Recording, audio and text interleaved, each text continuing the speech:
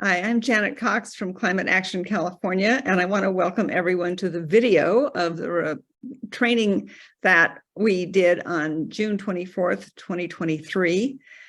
I'm here with colleagues from the Climate Reality Project California Coalition, Bay Area Youth Legislative Initiative, and the Santa Cruz Climate Action Network to present this training, which is intended to help everyone understand the legislative process in California and to be an effective advocate for really strong climate legislation in this state where this work really makes a difference.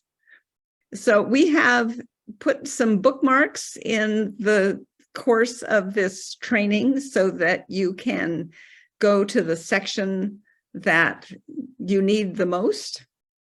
And we hope this is very helpful to you. There's a lot of information here, and we've presented this training a number of times. I think it gets better every time, and this seems like a good version, so we're really happy to post this video. So welcome, and please get in touch if you have any questions, and we'll be doing this again. Thanks.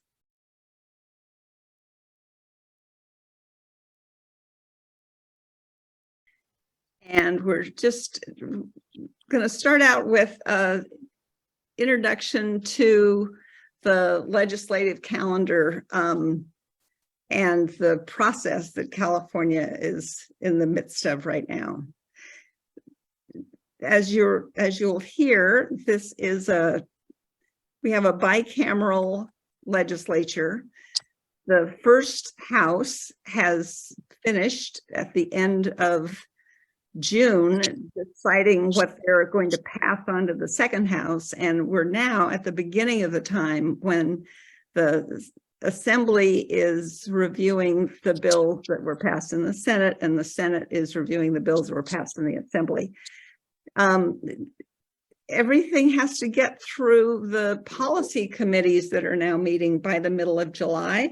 Then there's a recess for a month, and then there is a sprint to the end. Everything has to be voted on one way or the other by the 14th of September. And we're all going to be a little crazy right up until that time. Next slide, please. This is the first year of a 2-year session, which means that particularly challenging bills can wait until the second year to pass. And we've seen a number of really important measures held until next year. And that may be why a lot of really exciting climate legislation made it through the first house to the second house, more than we probably expected. And my theory is that one of two things is happening. There's been a giant tipping point reached, and everything is going to be great, and we're going to solve this crisis, or oil and gas and the Chamber of Commerce and the people we're usually working against are saving their thunder for the second house. So we're going to see, but this is an exciting year, and next year is going to be really exciting. And as the slide says, the second year is often tough for climate legislation because the folks with the big money are contributing to campaigns and everybody is running for office. Next slide, please. So the Senate has 40 members. The Assembly has 80. They all have term limits, which is kind of destabilizing. As you'll see later this year, there's going to be a lot of churn when congressional seats open up, or even county supervisorial seats. A lot of legislators are looking for a job that doesn't have a term limit. Next slide, please.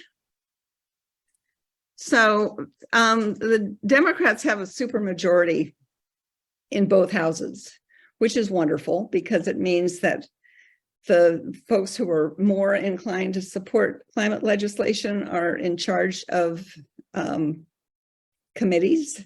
But it's difficult because there's just a huge turnover this year.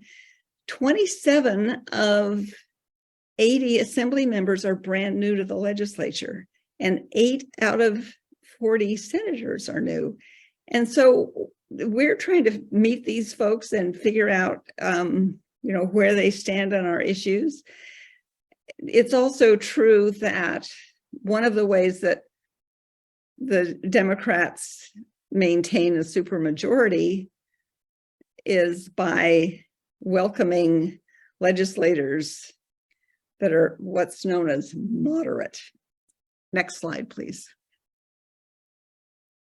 So if you can kind of see these maps, there are the main takeaway from these maps, which describe the assembly districts and the state senate districts, is that there's a huge concentration of assembly districts in the Los Angeles area. And as you go east from the coast, they get more conservative. And there's also lots of assembly districts in the Bay Area.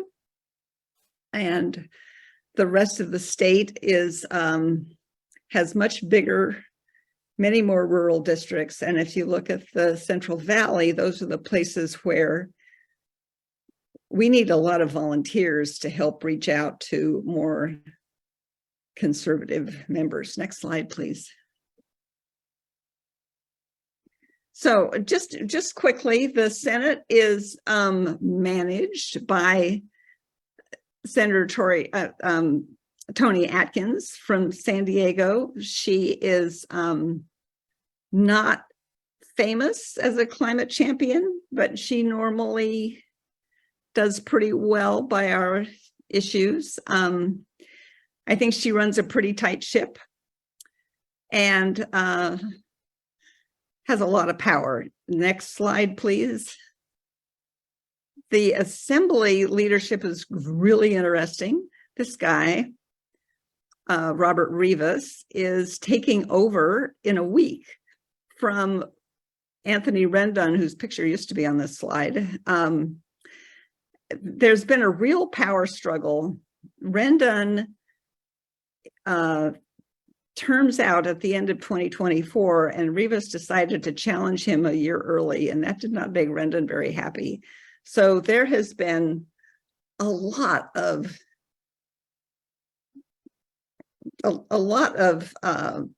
internecine sort of quiet warfare in the Democratic caucus about this change, and we're going to find out what that's going to mean in terms of what kinds of rules Rivas puts into place and how well everybody gets along. Next slide, please.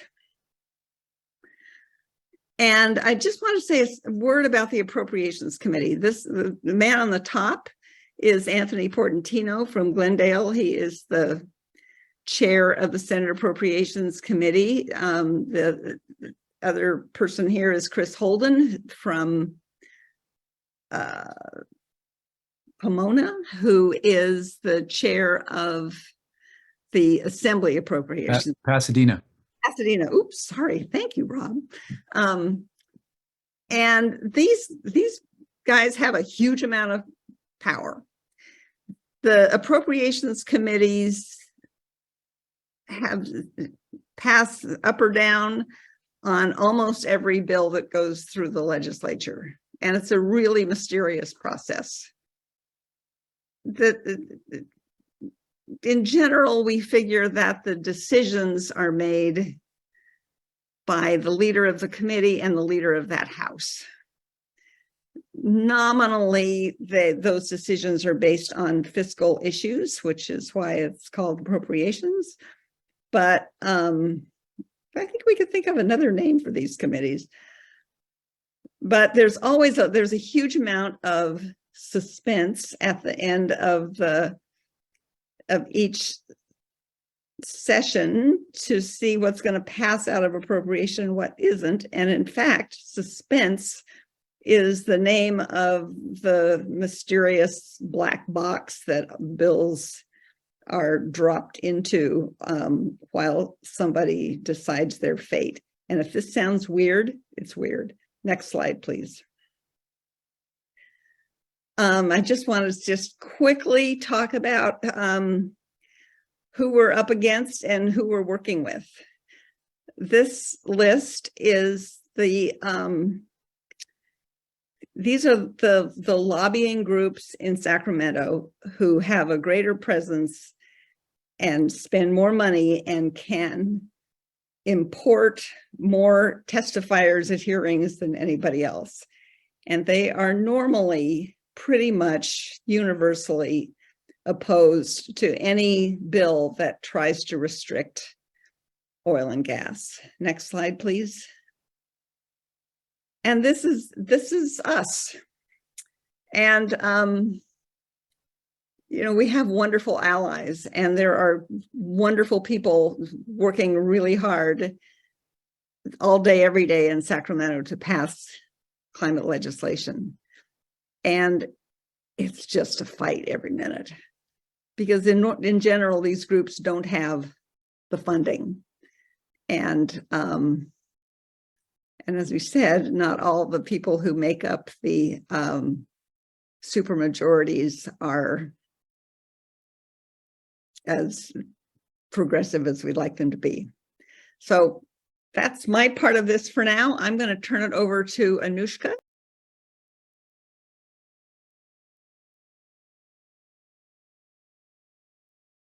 So in order for a bill to pass, it needs to be introduced first. So in general, environmental bills usually are proposed by us, our allies, proposed to leadership by the governor, initiated by legislators or their staff, sponsored by lobbyists or external groups, or suggested by constituents. In all of these cases, you need some legislature to introduce the bill and be an author on the bill. Early in the legislative year, especially during December, January, we're looking for legislators to introduce bills that we've proposed or that constituents have proposed, and looking out for what bills have been introduced by legislators. But in this second half of the year, can we move to the next slide? So after a bill is introduced, it has to go through several committee hearings. So committees are groups of legislators who are focused on one particular topic and are supposed to essentially think about the merit of a bill depending on that topic, like the Assembly Natural Resources Committee or the Senate Environmental Quality Committee, which a lot of our bills go through.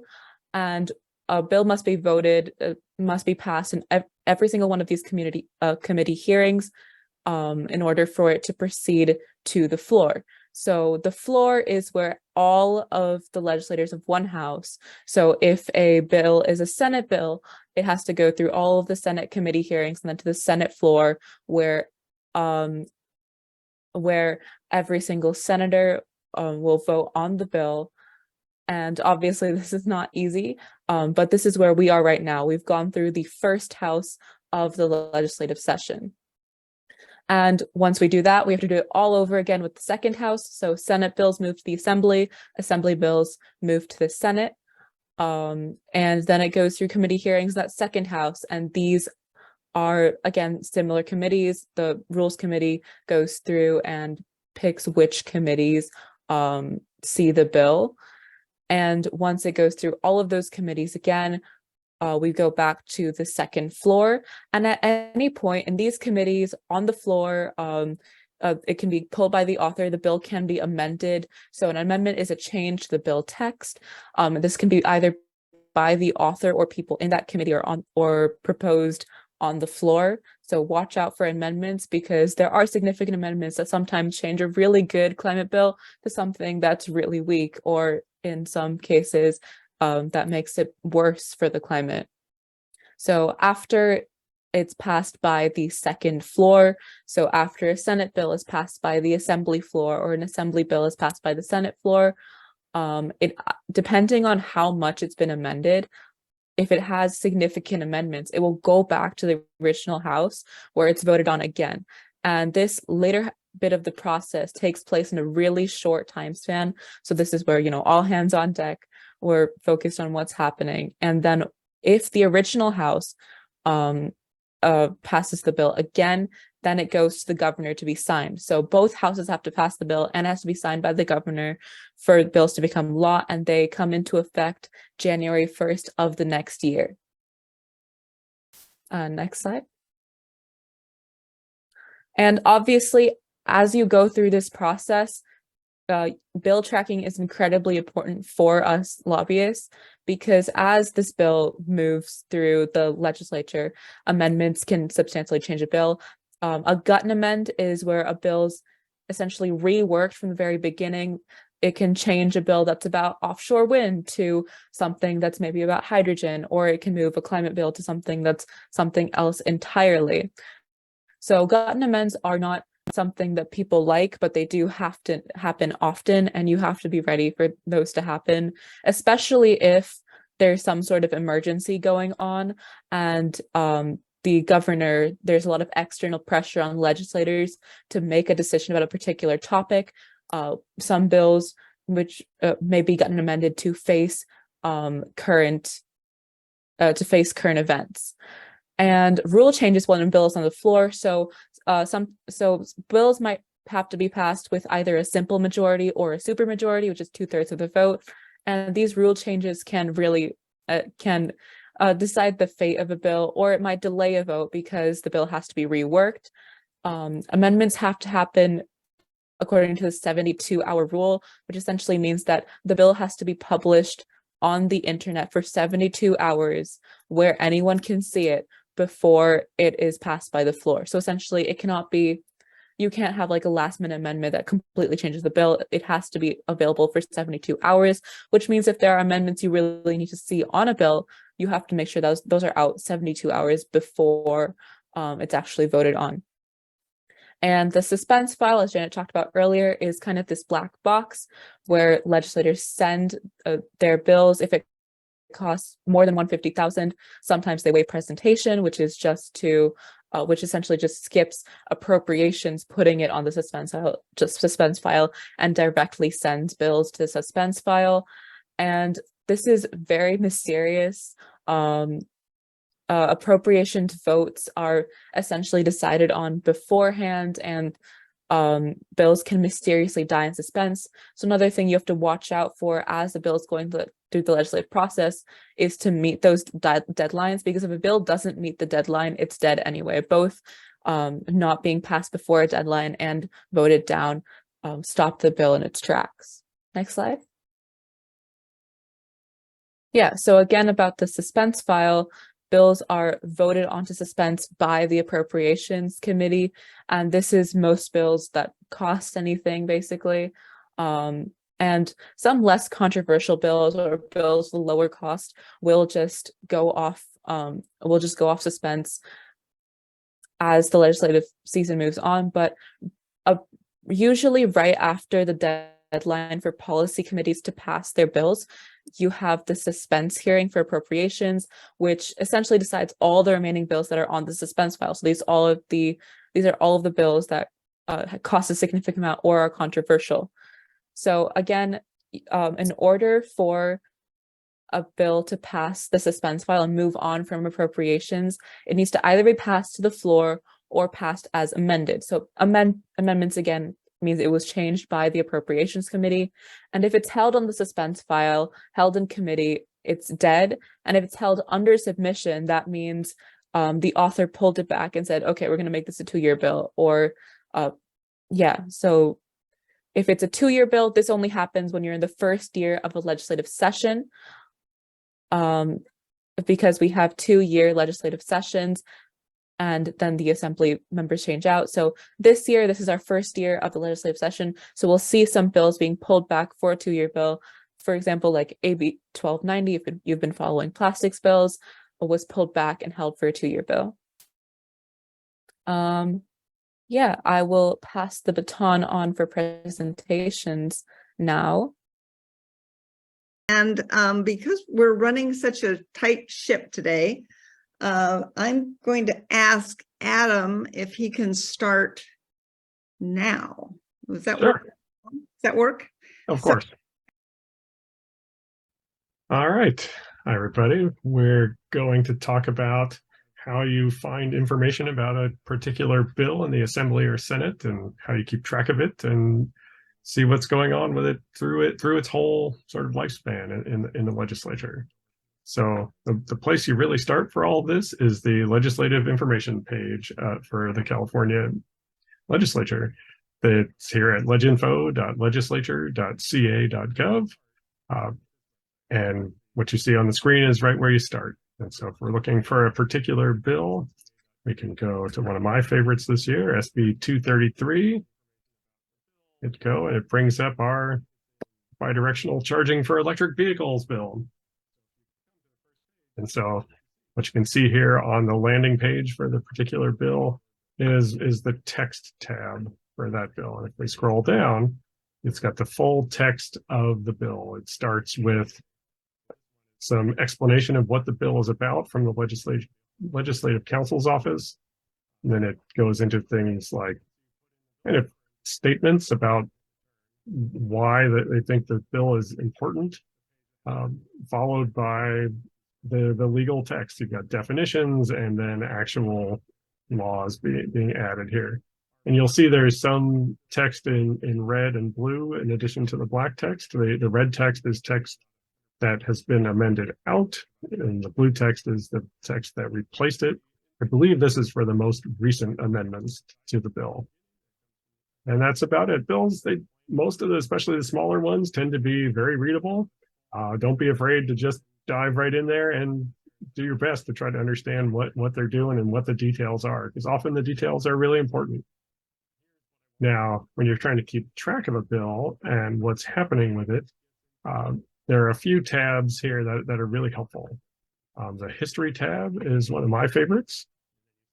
It shows you basically all the different things that have happened to the bill as it moved from one house to the other or one committee to the other within a given house. Like for this bill, we can see that the latest thing that happened to it was on June 15th. It was referred to the Transportation and the Utilities and Energy committees. And the committees are where a lot of the policy committees like these are where a lot of the action happens on a bill. Really, they can be amended anywhere. I was going to say amendments, but that can really happen anywhere. But it's the job of these committees to bring some expertise to their area and apply it to what's being proposed. Now, the history is often useful to combine with the status tab over here for the bill. Status can be a little impenetrable at times, but one of the really important things to find here is information about the committee where it's going to be heard next and when it's going to be heard next. And so you can see this is going to be heard by the Transportation Committee on July 5th. And so that's really important because often if you are trying to, say, submit a support or opposition letter for the bill, you're going to want to know when it's going to be heard by a given committee, and as we'll get to in a minute, what the deadlines are for when you need to submit that letter. Now, when you're keeping track of things like this, the LegInfo site gives you a really handy tool. We have this track bill mechanism up here. If you go there, oh, sorry, it wants me to log in real quick. Sorry.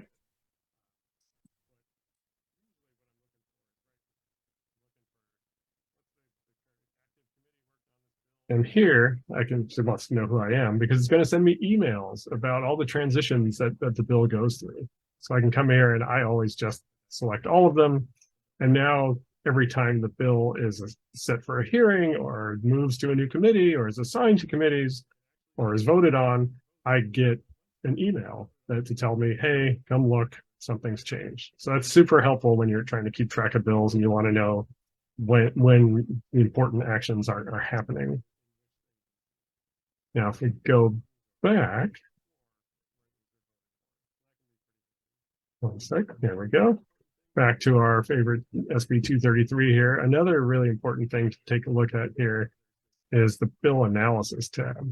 So the bill analysis is where the staff of the committees and of the houses themselves, they look at the bill and they try to figure out, what does this mean? What are the implications of this bill? Who supports it? Who's against it? And you can find all of that here. So if you were to click on this link here, the very first one tends to be the biggest, most comprehensive analysis, and then later ones build on that. We can take a look. I already downloaded it for us, but click there to download it. And we can see the analysis that was done in the Senate Energy, Utilities, and Communications Committee when they were looking at this. And so this is a really good place to come if you find reading the text of the bill kind of difficult. Maybe it refers to too many other things that you can't see right away. The analysis tends to be pretty clear in understanding what is this bill going to do and what does it mean. So I find it very helpful. Another really important thing that Janet likes to remind us of all the time when it comes to these things is later, near the end of the analysis, you'll always find the list of groups that support the bill and the list of groups that are opposed to the bill. Plus, you get some nice arguments from each side on like why they are taking the positions they're taking. This is really important, and often if you're submitting a support letter, a big goal is often just to get it in this list, and so you have to get it in on time for the staff people on the committee to put it in the list. Now, one last thing that I find pretty useful here on LegInfo is bills are often amended a lot, right? And they can really, really change. And so it's important to see like, well, what is going on with the amendments? And they have this compare versions mechanism where you can always compare the latest version to, say, the previous version. See what were the latest amendments done to this bill. It uses the same color coding with the red text that's been struck out, being stuff that was removed, and the blue text being things that were added. And so that you can do this for the different ones, but it lets you see what's going on at any step where the bill is amended, and that's very important. Now, as we mentioned, like the bills go to committee hearings, and if you want to submit a letter, you need to know, well, when. So each of the houses has their own webpage. This bill started in the Senate. It's now in the Assembly. So we can go to the State Assembly site to find the committee and see what's going on there. There are some other interesting things here on the committee, on the Senate's homepage that are worth taking a look at. It's worth exploring on these pages and see what you find. But a big one is here under committees. You can find the list of committees. And we know this one is going to the Transportation Committee. So we can go and look at the Transportation Committee's website. It has some handy things like if you want to call into a hearing and listen to the hearing or comment, it gives you the number and the password you need for that. You can also find under hearings, a list of bill hearings. Oh, I'm sorry, this is that, but it's not the one I want. We come down to the bottom here, you can find this committee hearings link. It'll show us each of the upcoming meetings. And we know from the status page that it's supposed to happen in the July 5th meeting. So we can look here and look at the agenda and see, oh, yes, there's our bill. They're going to talk about it on the 5th. Now, if we go back, so there's some other important information, and each committee kind of writes this down on their page a little differently, but it's important to find this. They tell you when the due dates are for support and opposition letters. Like this committee wants them 7 days prior to the hearing date. You can see right here. Some of them have a nice little table that shows you dates. Other ones are like this. If there's any ambiguity, I recommend that you simply call the committee at the number they put here. They're very accessible. They're very nice on the phone. And they want to help you to understand where your deadlines are so that you can participate in getting these bills passed or stopped. You can also see the Senate has their own very similar page. We can look down at like their list of committees. A nice big list, to say the Transportation Committee again. And here you can see these guys are a little more formal about their deadlines. They have for each hearing date, here's the position letter deadline, and then tell you it's by noon. Don't forget that part, and they give you the date, which is nice and handy. Most of these also have this submit position letter link. You click it, they all take you to the position letter portal where you'll need an account, and then you can very easily submit your position letters, and the whole legislature will have access to them. They go into one central repository. Again, these folks have information on how to participate in their meetings. Usually you can also find a list of all the members, especially the chair of the committee can be kind of important. Often you're addressing your letters to them. I think that's it for our little demo. Is there anything else anyone wanted me to cover real quick? I think that's dynamite, really super. Thank you very much, everybody. The next session here, the next part of this is we're going to talk about how we actually advocate. So we don't just sit here learning about bills and figuring out what they say. Our job is to actually make a difference in whether or not they're going to pass. And so this is a list of how Climate Action California, back in the days when we were 350 Silicon Valley, have worked. There are lots of things that we can do as the legislative year progresses and as good ideas pop up. It's really critically important that we have really strong relationships with our legislators. We meet with them regularly. We are really organized about the agendas that we send along for our meetings. We just do everything we can to have all of the credibility and collegial relationships with legislators.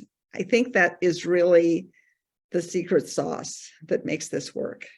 It also allows us to propose bills, and we kind of keep a running list of bills that we would love to see carried, and we put a lot of them out there as strategically as we can, thinking about who the legislators are that are likely to be interested and in a good position to advocate for these specific climate issues.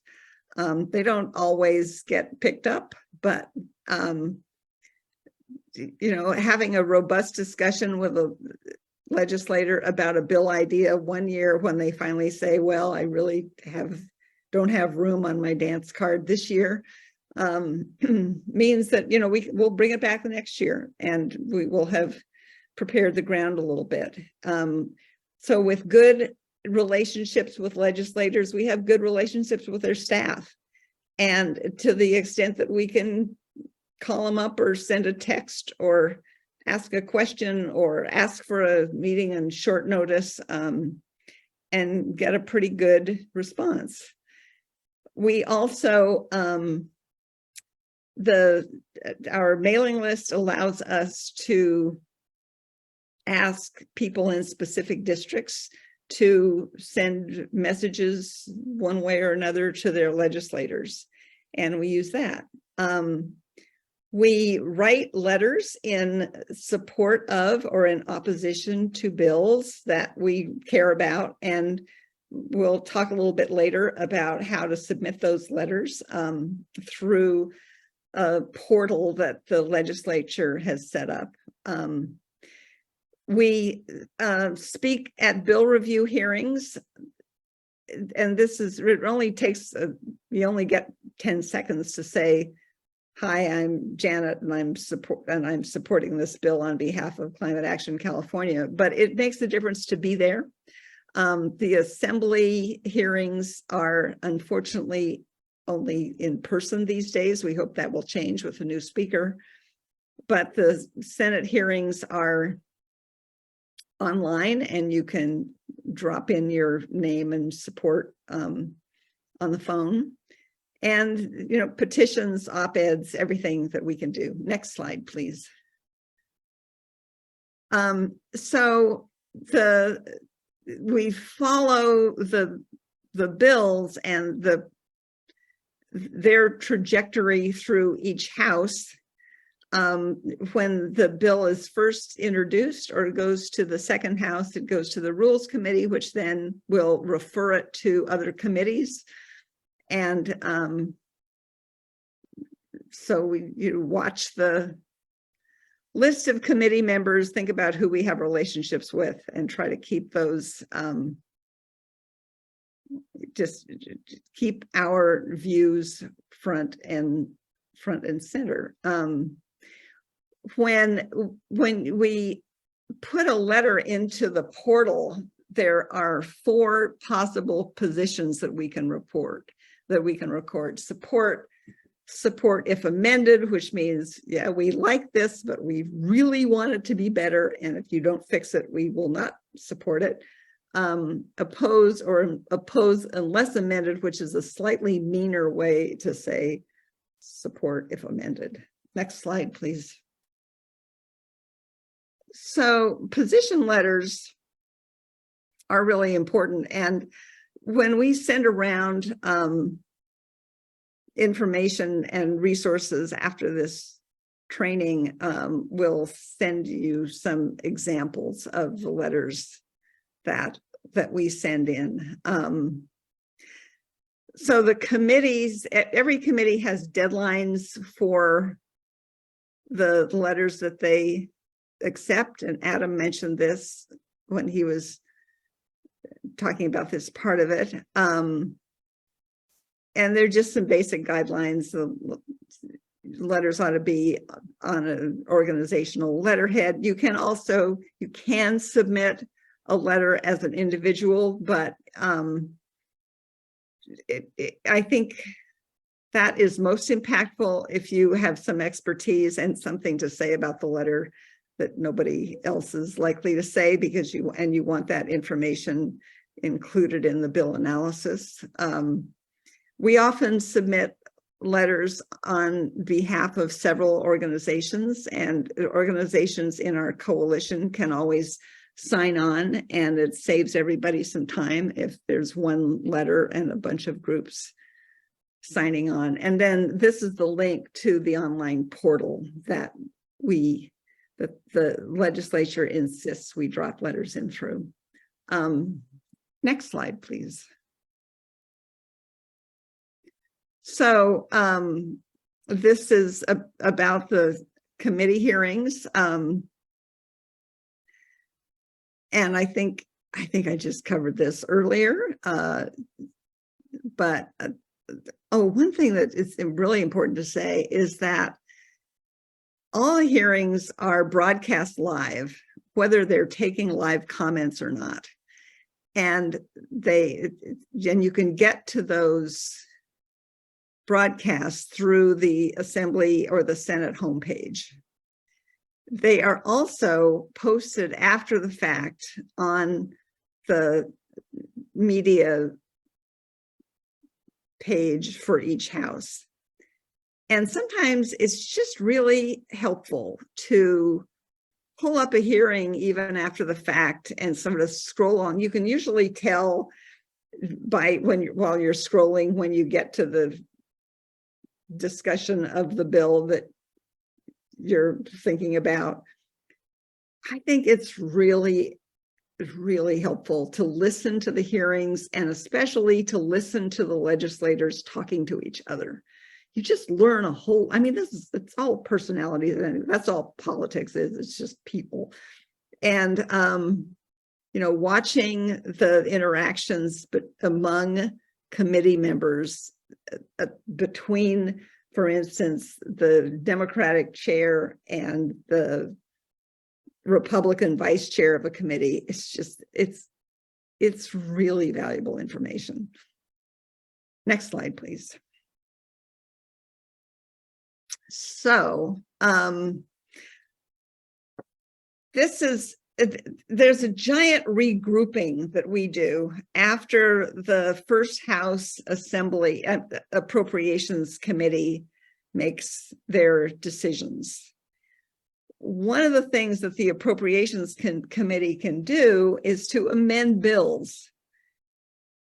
And they can kind of do whatever they want to amend those bills, and they don't even necessarily have to tell the author what they're doing. It's really, the appropriations is really where a lot of stuff happens. So especially this time, boy, those gremlins who were filling out the details in Ledge Info were really working around the clock, because it was remarkable how quickly the appropriations decisions and then their amendments showed up in Ledge Info. But it's really important after that point to look carefully at the bills, figure out how they've changed, decide whether our position or the rigor of our, do we still care as much about this bill as we did before it was amended in appropriations? And then after appropriations, everything that survives appropriation goes to the floor. And so we then had to come up with a list of bills in each house that we were sending to the representatives who are waiting to hear what we have to say.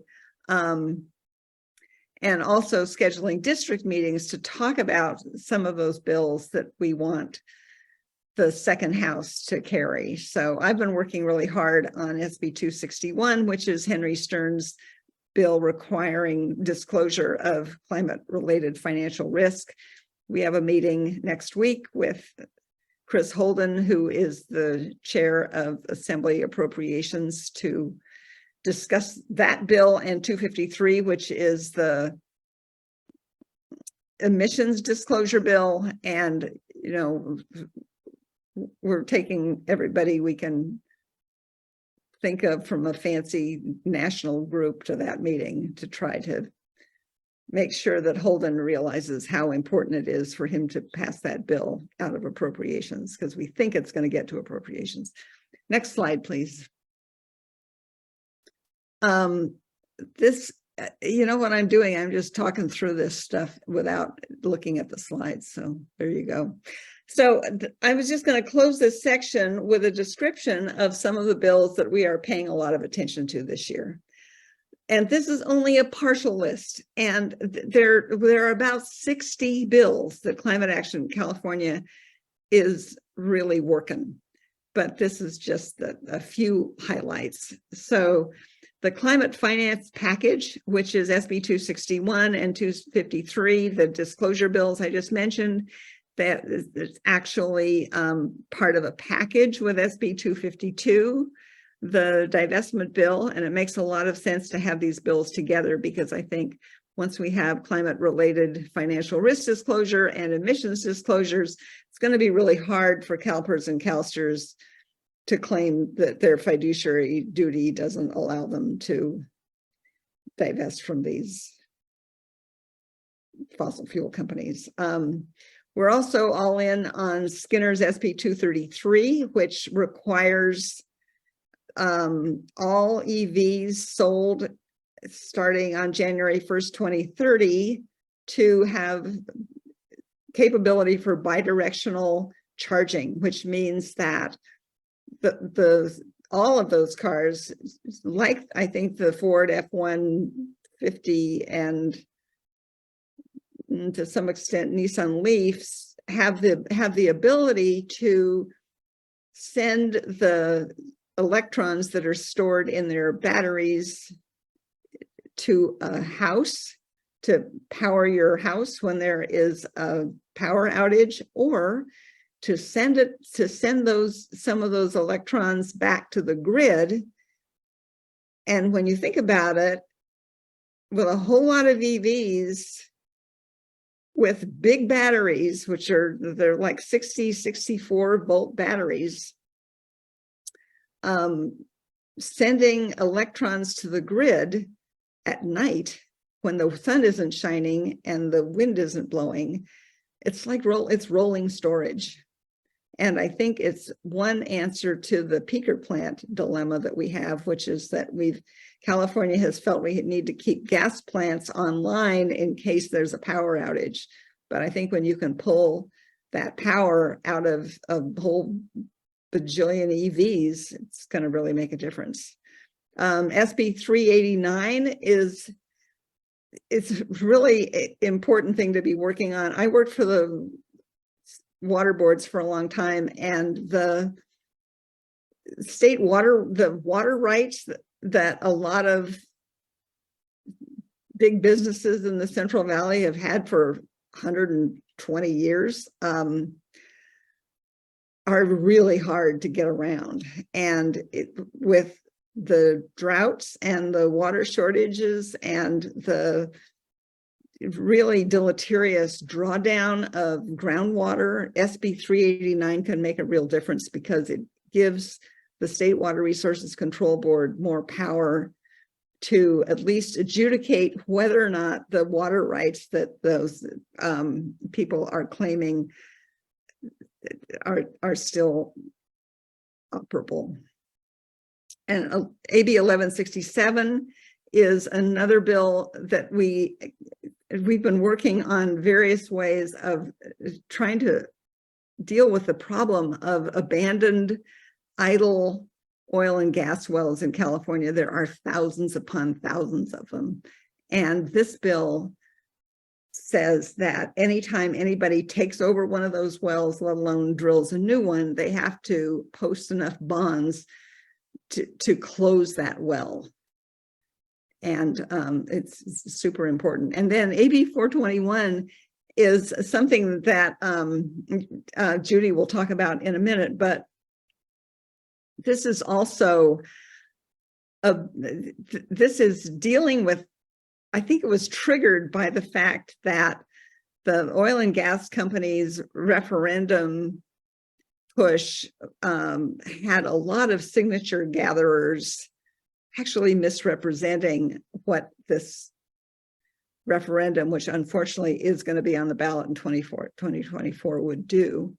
This makes it a lot harder for the deep pocket folks who are pushing referendums in California to lie to the public or disguise the fact that what they're trying to get people outside of grocery stores to do.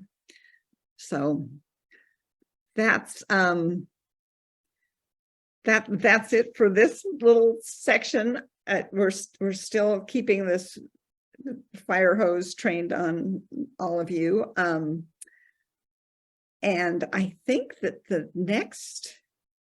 we have another break coming up, and then we've actually scheduled a bathroom break. Imagine that. Janet, do you have time to take one question from Glenn? Of course. Yeah. Then you're up. Yeah, you guys have referred to a lot of problems happening in appropriations, well, changes and usually bad things. Do good things ever happen in appropriations? Can favorable changes be made there?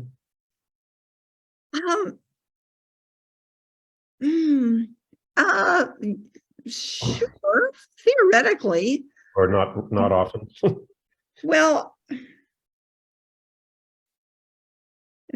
that's a really interesting question. One of the things that seems to have come out of appropriations this time is, and thinking about SB 261, it looks like appropriations has tried to make it more, it's sort of nailing down the enforcement of the requirement that companies disclose. And that's a good thing. I think, Glenn, I think it depends. I think it really depends on the chair of the Appropriations Committee. And okay. I've just been really disappointed with the chair of the Senate committee for the last few rounds. Mhm. And it may be just because Senator climate is not high enough on Senator Portantino's list. Uh-huh. I have a little bit more hope for the Assembly Appropriations Committee, which has a new chair, Chris Holden. And we're going to have to see, how it all comes out. But, this is all about the money.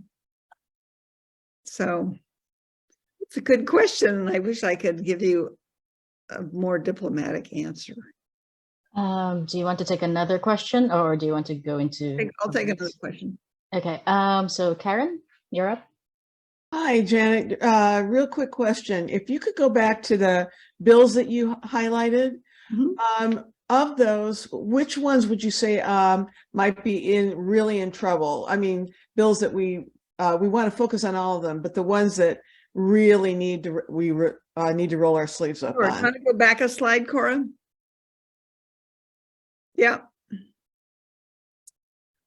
1167 for darn sure. Because that is one that oil and gas is going to be fighting tooth and nail. Yeah, yeah. And I think that 252 is,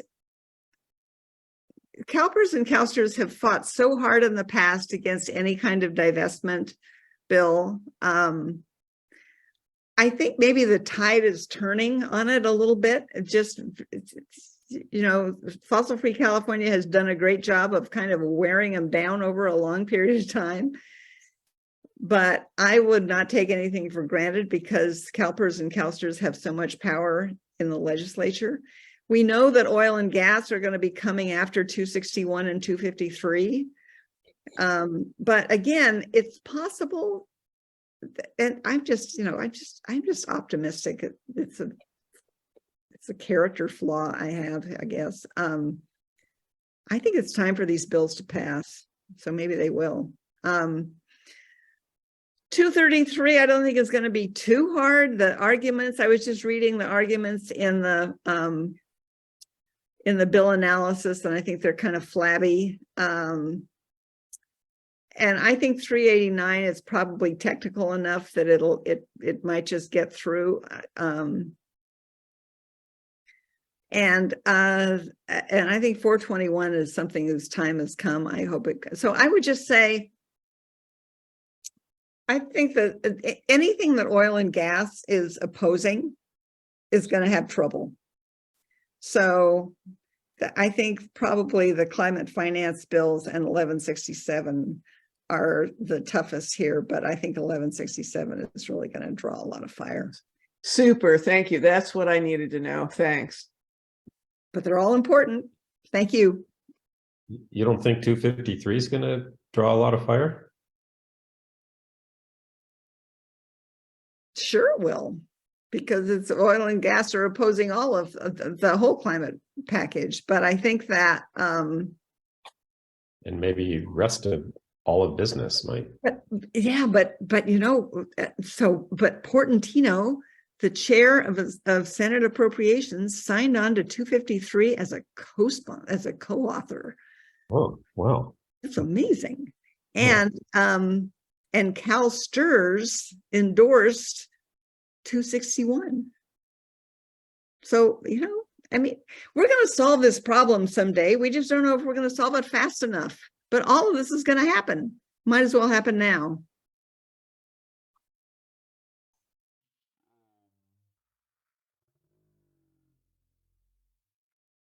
I want to introduce Judy Bortz, who is our indefatigable transportation team lead, who finds time for a lot of other stuff while she's really focusing on the incredibly important trucking legislation and policies. And Judy is going to talk about the executive agencies and how we interface with them. And then she's going to do a little case study for us on the setbacks bill and the referendum that is in response to that bill. So welcome, Judy.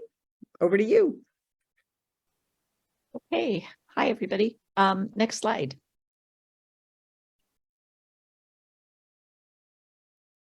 So not a lot of slides here, but what we didn't want to forget to mention at this training was that there are other ways that climate policy is being set in the state separate from legislation itself. And one of the very, very important organizations is CARB, the California Air Resources Board. And they are tasked with, when a number of bills are passed by the legislature, they have to be implemented, as you can well imagine. And so they own the scoping plan, which is monitoring and looking at how well we are, as a state, meeting the goals of reducing our emissions. They have tried to say that we're on track, but I think there's a lot of shortfalls. They also monitor and orchestrate the cap and trade policy, and they're working on the low carbon fuel standard. The low carbon fuel standard has a bunch of issues because of the way biomass is being calculated. So individual groups, I have had, of these ones that you see, I have had a lot of involvement because of the truck rules with CARB. Then there's also the California Public Utilities Commission. I've had almost no involvement there. This takes a lot of people with specialty knowledge, really. We have a few people who are more versed in the group who have contributed here, but I don't have that strength. There's also the California Energy Commission. They work a lot on setting building standards. They are also involved in looking at some of the issues with getting infrastructure in the state for electric vehicles of all kinds. And then CalGEM. I have had some involvement with CalGEM. That is our California Geothermal and Energy Group. And they are the ones who give permits to oil companies. They are also a big deal. So the one group here, I think we just wanted to make you aware of these organizations and that a lot gets done through them. The CARB in the last 3 years has implemented 2 incredibly important rules. Last year was a rule that cars, that all sales of new cars as of 2035 in the state must be EV. So that's still 12 years away, but there are some timelines along the way that they'll be looking at making sure that we're meeting up to that. That is for autos and light duty vehicles like the trucks.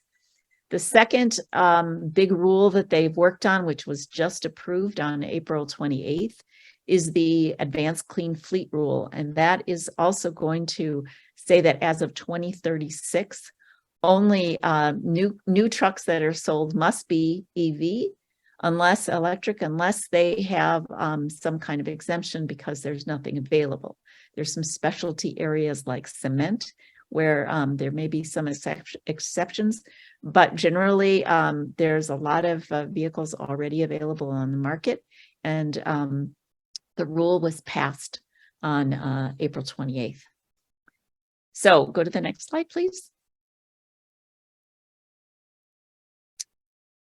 You want to go back, just for a moment here. Next. Okay, so we flipped a few lights. So these executive agencies are necessary to implement the rules, as I've already said. Agencies, like with the trucking rule, that took a 3-year process. So it's no small effort to get involved with the rules. Next slide. So the other topic that I was asked to talk about is SB 1137, the well setbacks law that was actually passed and signed by the governor last year in September, and then the new 2024 referendum. Next slide.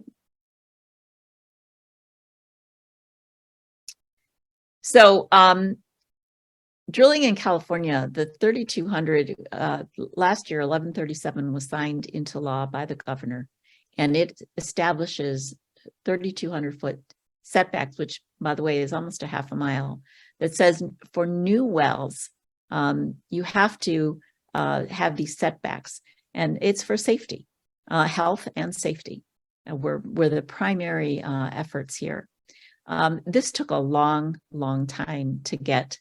Could you back up a slide? I think you've missed a slide. Go to the next one. No, next slide. Next slide. Next. It's all with the green headers. Yes, next slide. Ah, there, that's the one I was looking for. There. This says a long road to regulation. These setbacks, so oh, you're going too fast. Could you go back? There. No. Okay, leave it right there with this 30 drilling in California. So wanted to say, when you're up against the oil companies, you're advancing it when I don't need it advanced, please. Yes, can you leave it there, please? Yeah, I'm sorry. It's going rogue. I apologize. Okay. So the thing when you're up against regulation with the oil and gas industry in the state is that everything takes a very, very long time. I actually got involved with oil and gas back in 2011 and 12 and 13. The buffer zones were actually promised, indicated with SB 4, which was passed in 2013, which is when the legislature and the governor agreed to complete scientific studies on well stimulation. And you can think fracking, but there were other extreme methods that were under review as well. That bill said that once all those studies were done, now it does seem a bit ass backwards, but once all those studies were done, then we'd get some health and safety recommendations, and they would be established in 2015. And one of those regulations that they talked about as one of the possibilities was these setbacks or buffer zones. Note, by the way, that Pennsylvania, Wyoming, and Illinois do require some setbacks, 500 feet. And in Texas, Oklahoma, and New Mexico, they require 600 to 1,500 feet. So our bill, the bill that finally got passed last year, had a 3,200-foot setback. And three of the alliances that worked very, very hard on this was Stand LA in Los Angeles, the Vision Coalition, and Last Chance Alliance. And these groups, you have to really be in it for the long haul whenever you're after any regulation in the oil and gas industry, because as you can see, this effort's been underway for a long time. In 2019 and 2020, there was a bill, AB 345, that was defeated, and that was to included the establishment of buffer zones. And it was defeated by even these people that are called Democrats in the Senate. Then there was a follow-on bill, SB 467 in 2021, which also failed. It included both setbacks and an end to fracking. And so the fracking one was really opposed. And then finally, SB 1137 in 2022 last year finally passed and had 3,200-foot setbacks on new wells. These bills, all of them, including 1137, had heavy opposition from the oil industry and the building trade unions. You would see when there was a hearing, the oil companies would bus in people from their sites, and they would be required to do this as part of their job and to come in and line up and say, you can't do this, you'll kill our jobs. So the opposition, I can't even begin to describe how massive it is. But in last year, we finally got setbacks. And oh, by the way, one of the things that was a that the governor got in exchange for that was to keep the nuclear facility in Southern California open as well. Next slide.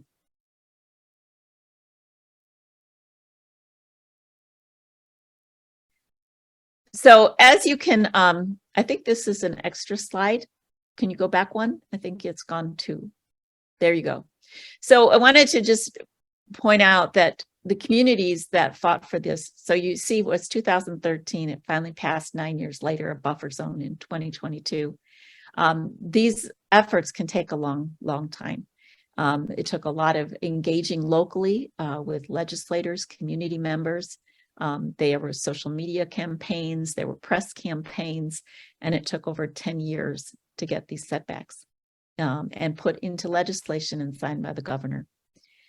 So the oil companies, of course, are fighting back, and they immediately upon this bill being signed, they established a signature gathering process to put a referendum on the ballot to say, we have to rescind this. This is bad.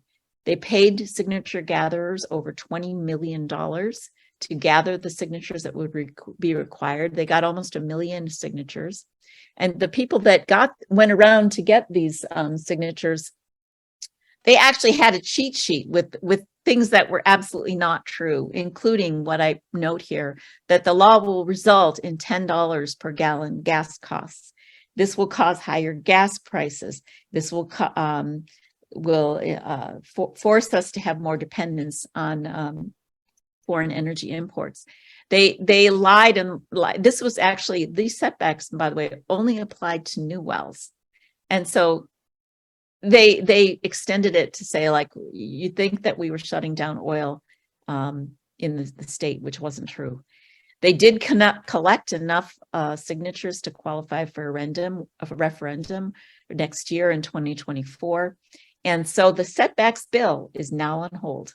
So if they get a permit from CalGEM, then they do not have to honor the 3,200 foot setbacks, which is horrible for the health of those communities. Next slide. So the EG groups that I've mentioned, like Vision Coalition, they're establishing campaigns for next year, and Climate Action California will be in on that effort. They're trying to form a PAC right now so they can fund some efforts here. And Sierra Club has already pulled together groups, which I attended a meeting last month to say, please start planning for campaigns in 2024 because we need to defeat the referendum that the oil companies have put in place. And as Janet mentioned earlier, that includes one of the things that happened as a result of this referendum is that AB 421 was put forth to try to revise the referendum process. And that is in the legislature right now. As you can imagine, the oil companies are fighting back, and they are going to spend gobs and gobs of money to oppose the setbacks bill and see that it's rescinded. So we, on the communities, all of you that are here today, we need you to take this information back to your groups and to get involved in this fight. It'll get heavy next year. This year is, while you can put information up on your websites and let people know as much as you can, the heavy effort will be next year. Next slide. So please do help get the word out. Things that probably will happen will be petitions, emails, being at farmers markets to get the word out. We're asking if any of you have an interest in this and working on it. We have contacts to get you involved to volunteer with the Vision Coalition. I may be doing that myself as well. And we'll want to be looking at candidates who are going to oppose or support the referendum. So, and we would want to support anybody who's in agreement with us that this has to be opposed. The health and safety of many communities is at stake, and it's a long time coming to get this bill. Next slide. I think that wraps it up. There we go. Janet, I turn it back to you.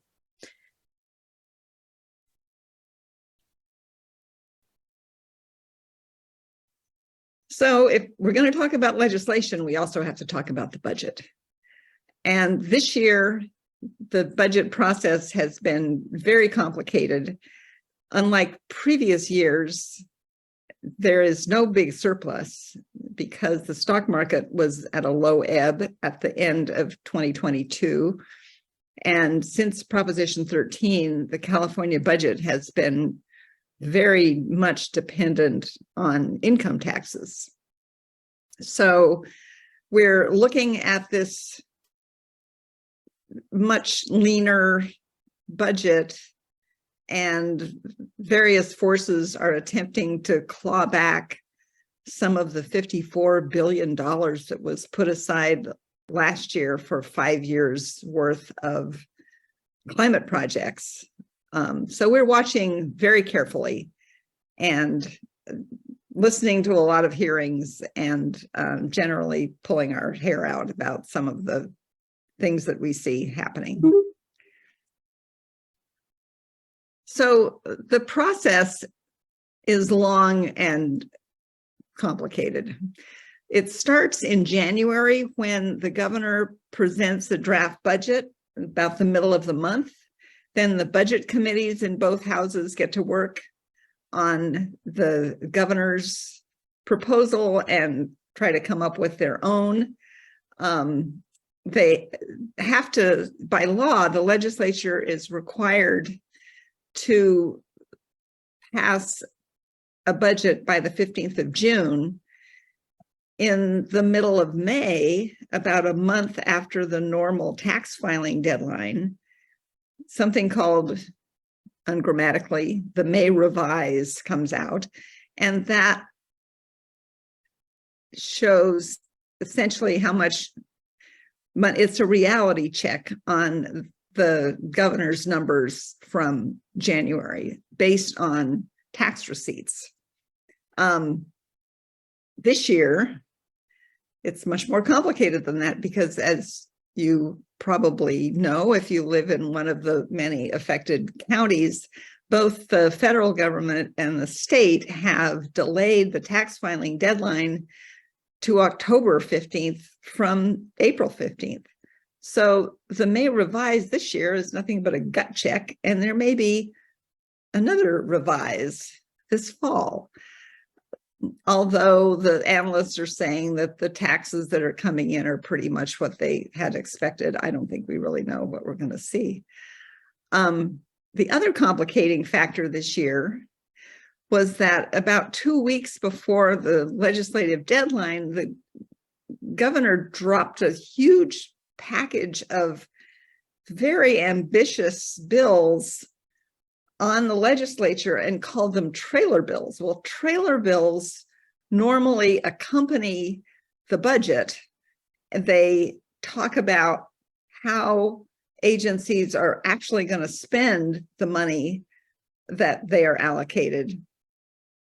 It's very odd to see trailer bills come out before a budget has even been announced. And these trailer bills did some things that the legislature felt really needed to be handled in regular order. There were lots of CEQA exemptions in the trailer bills, and the Delta Tunnel, which we've been talking about for decades, was in there, and the Sites Reservoir, which is also extremely controversial. So the legislature kind of said no thanks. And a bunch of trailer bills have been passed, but everything the governor wanted didn't get in there. This slide just gives you a sense of how much money we're talking about, and some of the difference between the governor's budget and the legislature's budget. It's pretty close in terms of dollars, but the fact is that the legislature's budget is generally better on climate than the governor's. And we're going to be watching this and watching the trailer bills and listening to budget hearings probably for the rest of the session. It's important to know something about how the budget committees work, because the Senate Budget Committee and the Assembly Budget Committee are tremendously powerful. And in a number of cases last year, we saw climate action that couldn't make it through the legislature in regular order built into the budget. And that's because Nancy Skinner, the budget chair in the Senate, and Phil Ting, the budget chair in the Assembly, are take no prisoners climate warriors. And they really did California some very good turns. And I think this will happen again this year in a number of places. One of the committees in the Senate that we watch very closely is Budget Subcommittee 2, which is chaired by Josh Becker, who is just a wonderful wonky person to have in charge of this. And in the Assembly, Steve Bennett is the chair of Budget Sub 3. The other budget subcommittees are important too, but most of the issues that we care about and the agencies that we're watching the closest are handled by Senate Sub 2 and Assembly Budget Sub 3. So that's the short form. And I do recommend watching budget hearings. It sounds like a very boring thing to do, but you really learn a lot from the conversation between the chairs and the members and the legislative analyst's office and the Department of Finance representatives who speak in those committees.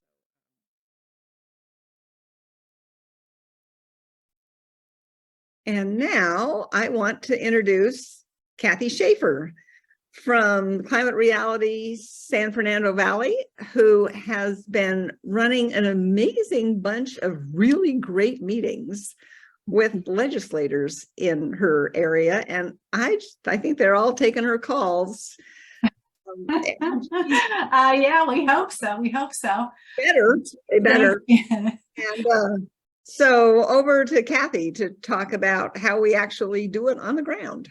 How we do it. That's what it's all about. We're going to talk briefly about why we lobby, who we lobby, when do we do it, and most importantly, how. Next slide, please.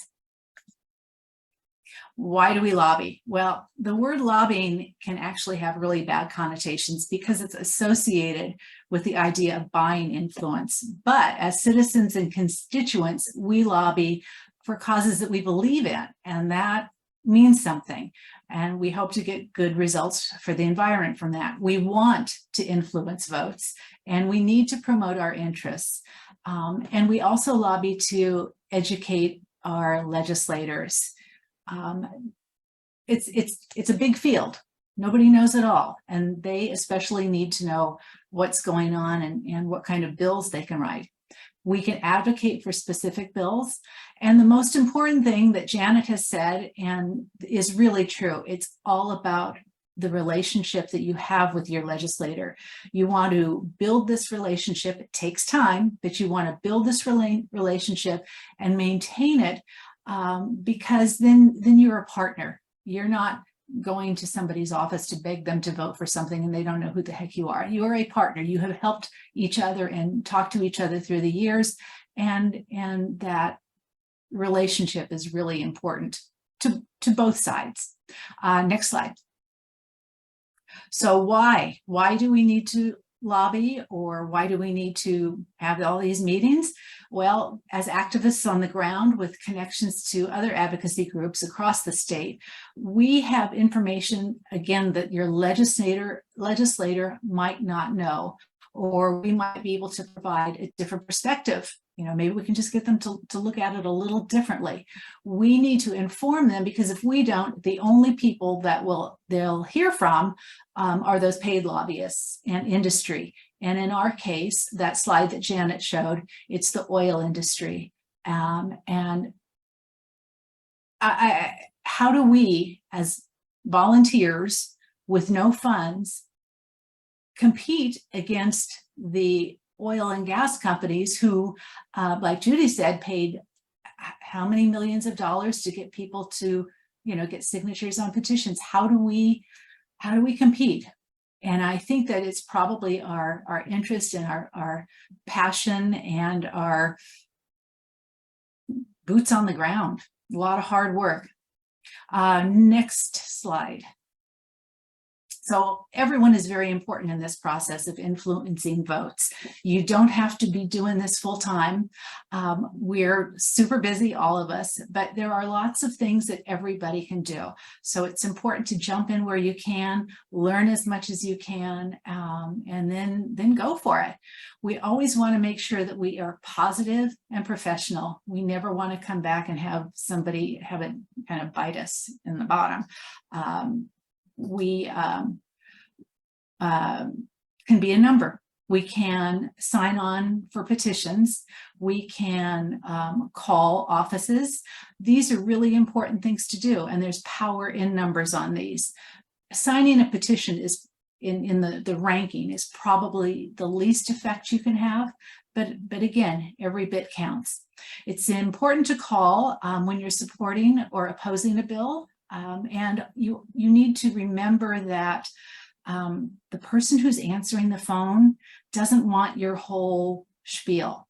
Their job is to make a tally of how many people are against this bill, how many people are for this bill, and so you tell them your name, where you live, and if you're supporting or opposing, they say thank you very much, and you hang up. And it's always a pleasant and easy interaction and very simple to do.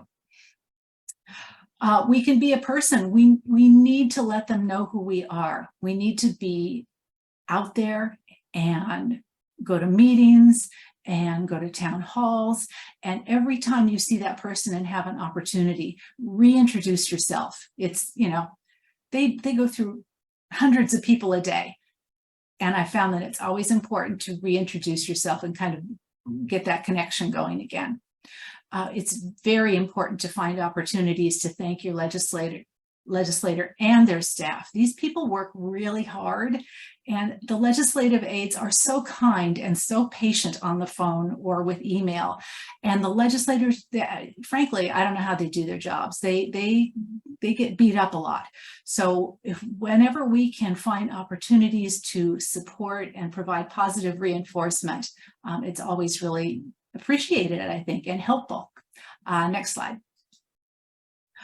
Who lobbies? Well, here are some of the differences between us and the paid lobbies.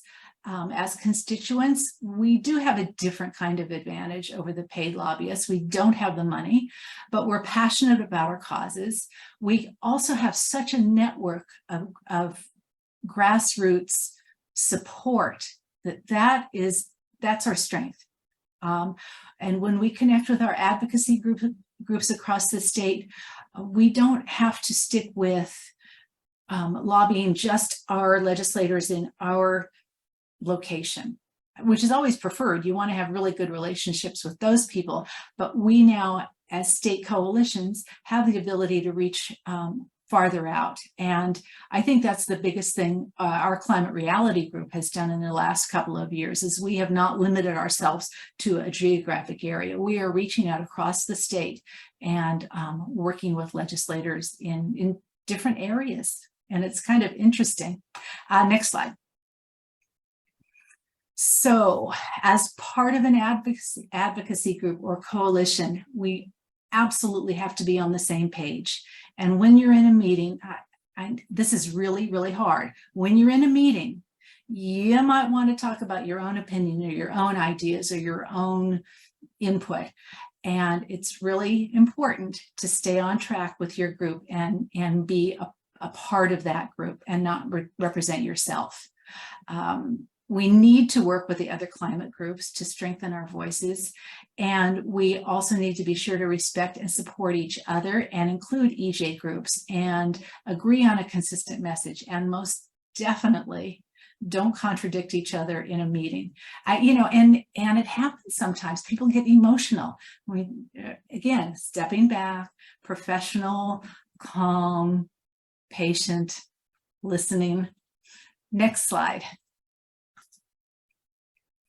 And this is the message that I think you've probably gotten over and over today, that relationships are so important. This absolutely can't be stressed strongly enough. With good relationships, we can influence the legislation now, and with continuing good relationships, hopefully we can influence things as we go forward. Meetings with staff members are actually always really productive, I believe. Staff members are great resources, and they do give our message to the legislator. They are also more likely to be up to date on current legislation and can kind of give us status reports. And they're a really good person to contact if we have questions about how we can support this bill. Who's the opposition? What can we do? And that's when the legislative aide steps in and tells us, this is what you can do. This is the important thing to do right now. So we really value that relationship. The last bullet point is something that is always really, really difficult. It is not easy to have a meeting with a legislator that's not environmentally friendly, but it is absolutely important. And, you know, you do the same thing. You go to a meeting and you're polite and you present your view and you listen to them. And you know, at some point, maybe we can sway a vote or start to create a relationship for information sharing, and it might create opportunities to work together. So, you know, I encourage everybody who has avoided this kind of meeting, go for it. What's the worst that can happen? Well, the worst that happened to me was my meeting with a local legislator who's not very environmentally friendly. Our meeting was with the secretary. So you know, it's okay. They know we called, we made our voices heard, but you know, it's an important thing to do. Next slide. It is super important to know who your representative is before you meet. We want to understand the demographics. For example, we know that Senator Gonzalez and Assemblymember Bryan are focused on EJ issues. We know that Senator Becker is the techie guy and deep into policy. So you better have your ducks in a row before you go talk to him. We know that Assemblymember Kalra is interested in nature-based issues. So knowing that what their interests are really kind of help to inform any conversations that we have with them. We want to know who their authors, we want to know who are the authors and co-authors of bills. We want to know their voting records. So when we want to know voting records, it's easy enough to go to their official website. We can look at that. We can look at Ballotpedia, LegInfo has good history, and also the environmental report cards that come from groups like Sierra Club or California Environmental Voters. If your representative is reliable on environmental issues, you might be able to allocate your time and effort a little bit differently. If you know that this person votes yes on every environmental bill all the time, you know, that's an easy meeting. Thank you. We appreciate it. This is the bill that we want you to look at today. And also, who influences them? Is it Climate Action California or Climate Reality or 350 or any great environmental group, or is it the other environmental groups like the other lobbying groups, I'm sorry, like Western States Petroleum Association? Yeah, who is supporting them financially? Next slide. So when do we schedule a meeting? I love meeting with new representatives. They want to meet with us, so that's always exciting. It's important to set up a meet and greet with these people after they get settled. We let them have time to find out where the bathroom is and how a bill becomes a law and all that good stuff before and they have to have a staff in place. So after that, we always do just a meet and greet. Here's who we are. These are broad issues. What are your environmentalist interests? It's always good to set up a meeting early in a legislative cycle so we can kind of set the ground and hopefully influence somebody early on. And then we have time, because we got in there early, we have time to check back with them and see how things are going. And also, most importantly, on Fridays or during the recess is a great time to meet, because they're in district usually, and you might have a little better chance of meeting with the actual legislator. Again, staff is great, so take that. Next slide. To make an appointment, you're going to call the Sacramento office to find out who the legislative director is and to see who is staffing any particular bill that you might be working on. Then you can email them and ask for a meeting with that person, and also ask for a meeting that includes legislator. You might end up with only the legislative director or the secretary, but that's okay too. You're going to, in your email, let them know who you are, what groups you're affiliated with, and why you want the meeting. Be polite, but also be a little bit of a squeaky wheel. If you don't hear back, it's okay to email again. And once you have everything set up with a date and time, be sure you know who's doing the Zoom. You don't want to have a misconnection there. Their time is very, very valuable. We want to make sure we make it to the meeting. Next slide. I'm going to zoom through these last ones. Preparing for our meeting. We have to have an agenda. We have to make sure that it won't go longer than 30 minutes because that's generally the cutoff time. We want to make sure that we meet with our group before we go to our meeting, so we're all on the same page. We have roles assigned. And by the way, it's okay to be a silent attendee. You do not have to verbally participate. It's always great to go and listen to meetings and see how the thing goes before you hold a meeting. If you're advocating for a specific bill, be sure you understand it. It is nothing more embarrassing to be talking about a bill that we're saying, please support this bill, and you don't know what the bill is about. So do your homework. Next slide, please. General tips. Any meeting, anywhere with anybody, be friendly, non-adversarial, open-ended questions, and listen. Please, the good news about listening is that legislators love talking. So it's a perfect match. And then ask open-ended questions about that will lead to answers about your issues.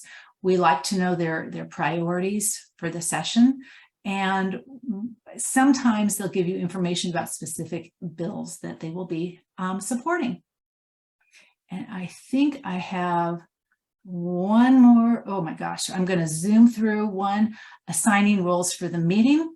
Everybody should know what their job is. There is a meeting lead, a person who does the thinking, the speakers on the policy issues, and the closer, and a timekeeper so you don't run over, and always a note taker. It's very important to keep notes. Next slide. Here's the general outline for your meeting. I'll let you take a look at that. Again, keep it conversational. We want it scripted, but not scripted. We want to cover our points, but really, if the conversation goes a different way, we need to follow it. Next slide, and last one. So, because we've had a pre-meeting and we know about all the bills and everybody knows all their roles, it's going to be great. So remember to be flexible and listen, and always end on a positive note. And if you can take me to the next slide, Cora, I will introduce Robert, Manuel, and Amy, who will show you a brief demo of a meeting with an assembly member to discuss the pension divestment bill that's getting a lot of press this year. Manuel will be the opener and closer. This is a small meeting. Amy will be the, I don't know what kind of assembly member, hopefully friendly, Amanda Smith, and Robert will be the constituent and policy lead. Hi. Thanks, Kathy. Thank you, Kathy. We'll start the meeting. Good afternoon, Assembly Member Amanda Smith. Thank you for blocking out some of your valuable time today to meet with us. And thank you for your support on AB 285, the Climate Science Education Bill that's now in the Senate. My name is Manuel Espinosa. I'm a volunteer with Climate Action California. My colleague here is Rob Ha. He's also a senior member with Climate Action California. And online, listening in their through Zoom are people from Climate Action California, Climate Reality Project, the Bay Area Youth Legislative Initiative, and the Santa Cruz Climate Action Network, among others. Today I'll serve as not just the opener and the closer, but also as a note taker and meeting timekeeper. I'm going to be busy. Now I'll turn the meeting over to Rob, who will state our purpose, introduce some of the more salient issues we're concerned about, and he'll ask your advice on these matters. Rob?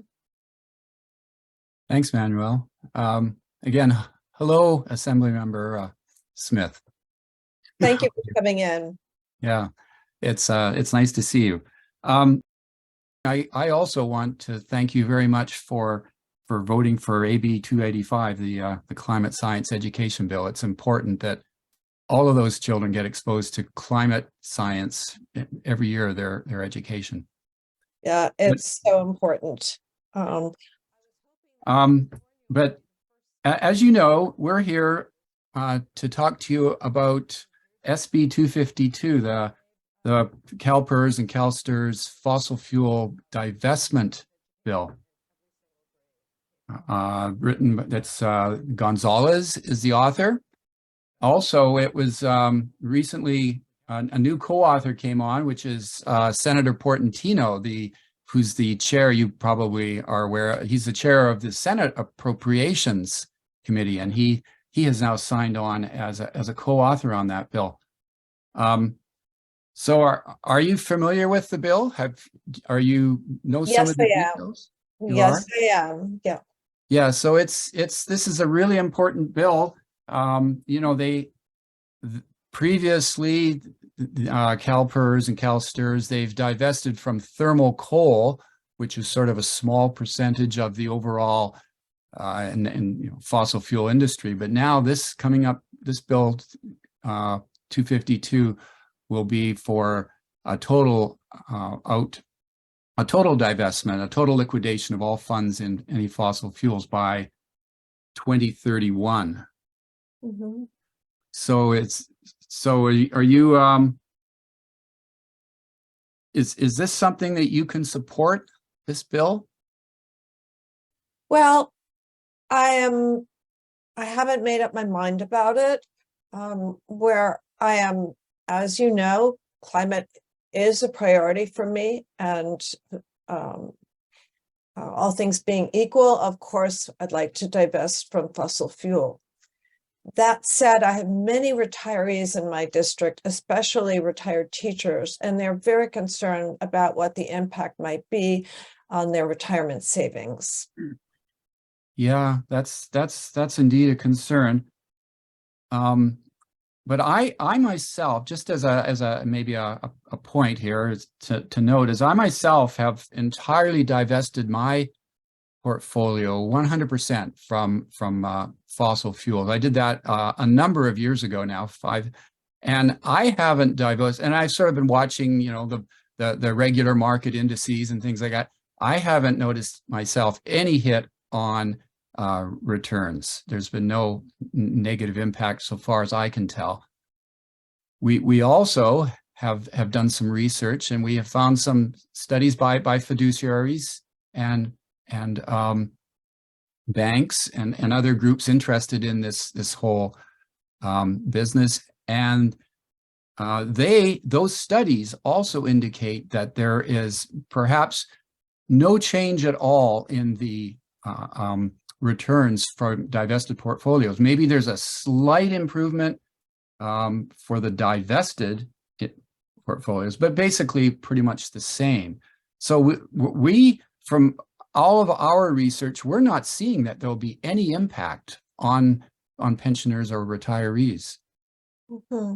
If I may say something here too, there have been a few studies that are so-called what-if studies that look back 10 years. And if you divested your portfolios 10 years ago, what they would look like today against the legacy. And those studies are available through the Climate Safe Pension Network and through the Institute for Energy Economics and Financial Analysis. There are a lot of studies. If you like, we can send those to you.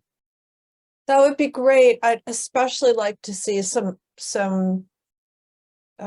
user-friendly infographics, perhaps something for lay people, because the retirees in my state or in my district are not experts. They're not financial professionals. So I'd like to see something that they could understand. And I will send that. I will be happy to include that in my weekly newsletter. I can send that out next week. Just know that I'm concerned.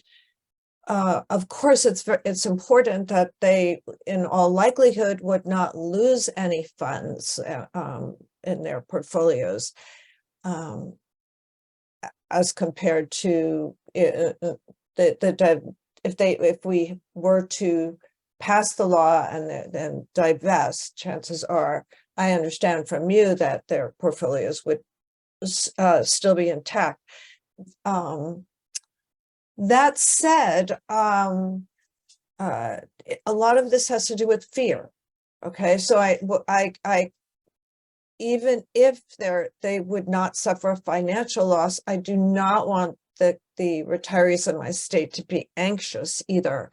So perhaps you could provide something that they could understand, and then, maybe I'll hold a town meeting and see if we can educate some of the retirees, and I'll let you know what their response is.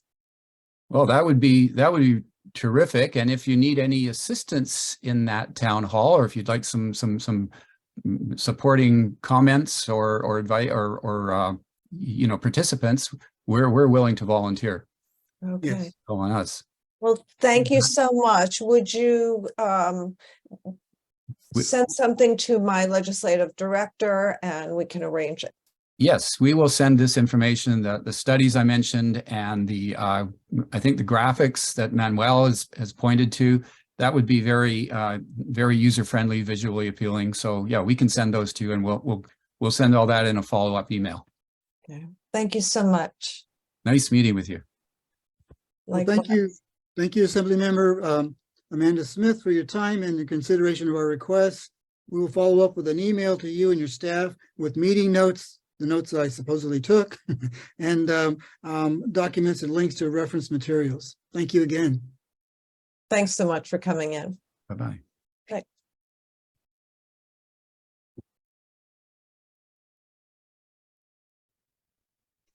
So that concludes our training for this afternoon. I want to thank our sponsors, our wonderful presenters, Amanda Smith and her determined constituents, and all of you for spending a long Saturday afternoon with us to try to figure out how to move the needle in California on climate. That's what we're here to do, and we're eager to do it with you. We're always here to take your questions, hear your good ideas. You can email us at any time at info@climateactionca.org, and we look forward to working with you in the future. Thanks again.